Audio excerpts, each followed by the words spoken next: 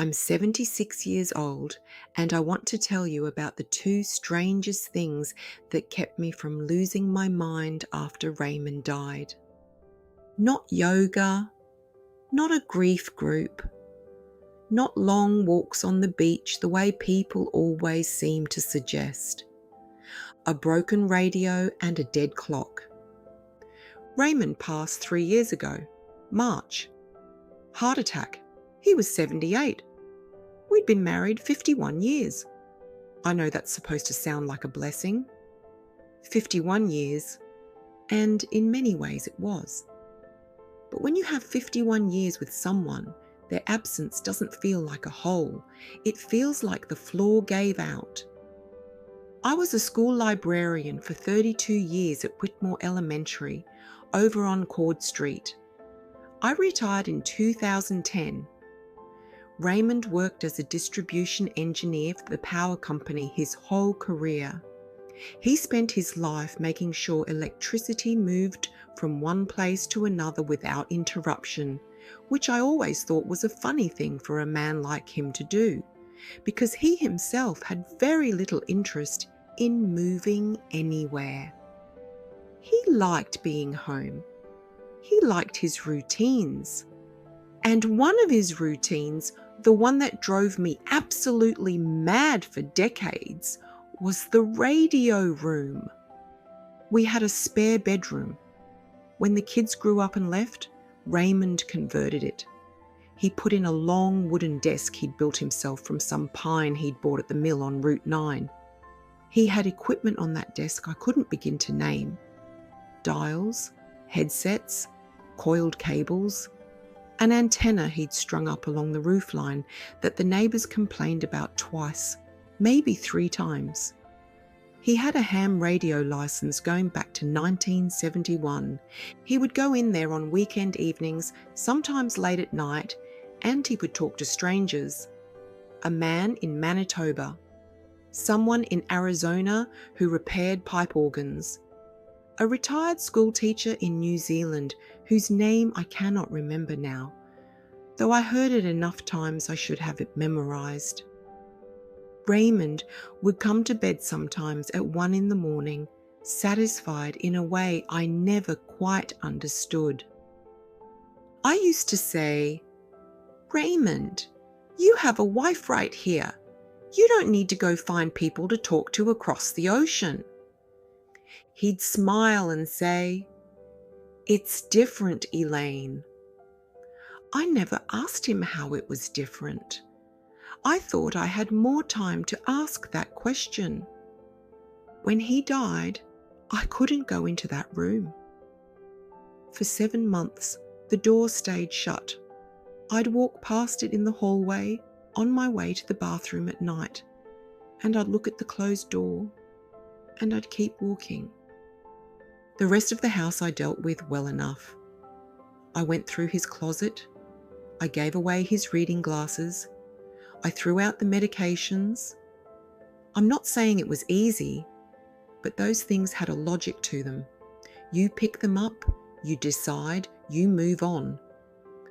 But the radio room had no logic I could access. It was entirely his. One night in October, 7 months after he died, I woke up at 3 a.m. and I couldn't get back to sleep. This wasn't unusual. Sleep had become something that happened to me in pieces. I lay there for an hour. Then I got up and I walked down the hall and I opened the door. I don't know what I expected. The room smelled like him.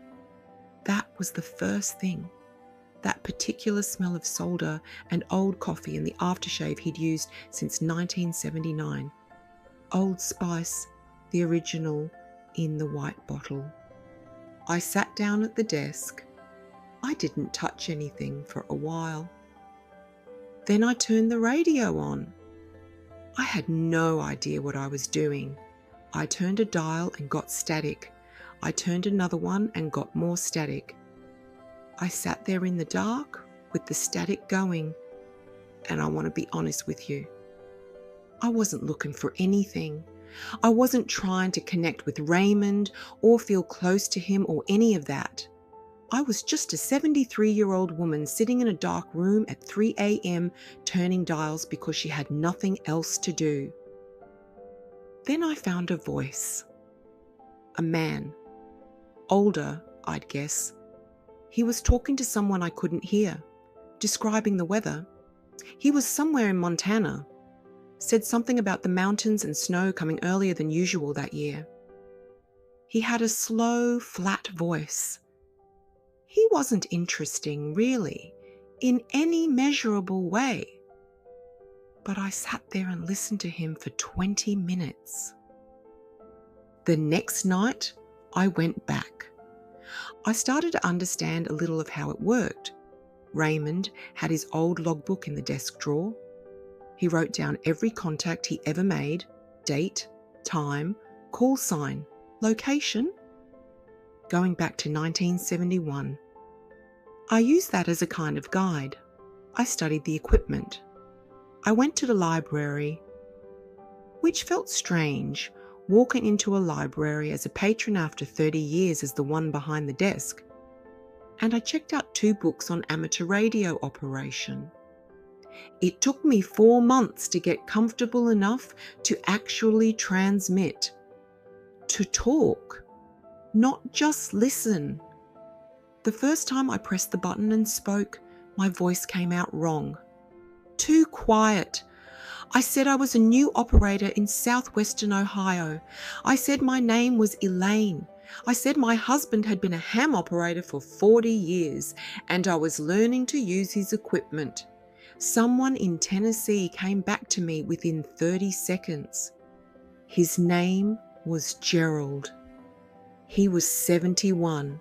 His wife had died 2 years before.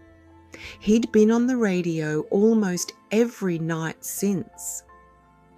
We talked for an hour and 15 minutes that first night, about nothing important, which made it easy. His tomato garden, the truck he was trying to sell, the television programs he thought were too loud. We never got into the deep things, and that was fine. That was actually the point.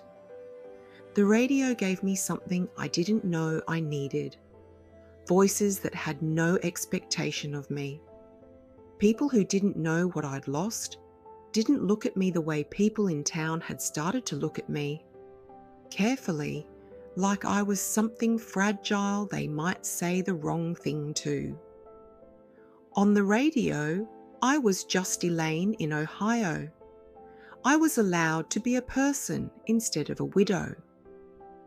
Now, the clock is a different story. On the shelf in the radio room, Raymond had an old mantel clock. It had stopped running some time before he died. I couldn't tell you when. He'd been meaning to fix it. He was always meaning to fix it. About 2 months after I started using the radio, I picked up the clock and looked at it. It was a sessions clock, made in Connecticut, probably from the 1940s. His mother had given it to him. Brass case, white enamel face, Roman numerals. I took it apart. I don't know why. I am not a mechanical person. I had never repaired anything in my life. But I unscrewed the back and I looked inside, and there were these tiny gears, the smallest machinery I had ever seen up close. And something about looking at that arrangement of small, precise things made me feel very calm. I bought a watchmaker's loop at the hardware store. I bought a set of tiny screwdrivers. I bought a book called The Practical Watch Repairer, published in 1952, which I found at an estate sale for $2. It took me 3 weeks to identify the problem. A worn mainspring. It took me another 2 weeks to order the correct replacement part from a specialty supplier in Pennsylvania. It took me a full Saturday afternoon to install it correctly. When that clock ran again, I sat and listened to it tick for a long time. I want to tell you something about working with your hands on small broken things. It requires all of your attention. You cannot think about anything else. You cannot wonder what Raymond would have thought of your dinner, or whether your son will visit this Christmas, or how many years you have left. You look at the thing in front of you. That's all you're permitted to do. Grief, I learned, doesn't require distraction. It requires occupation. And there's a difference. Distraction is putting the television on and not really watching it. Occupation is doing something that your hands and your mind have to participate in together. One takes you away from yourself.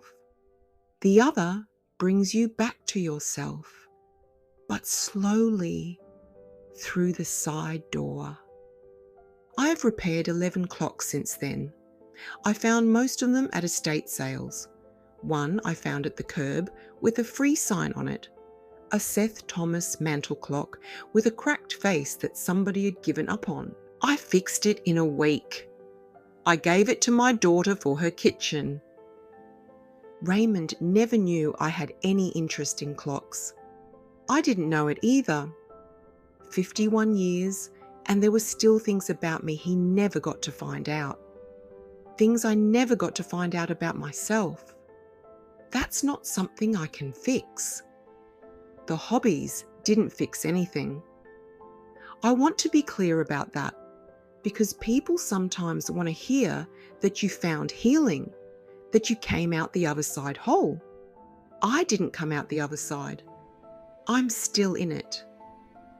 3 years later, I still reach for the phone to tell Raymond something, and then I remember.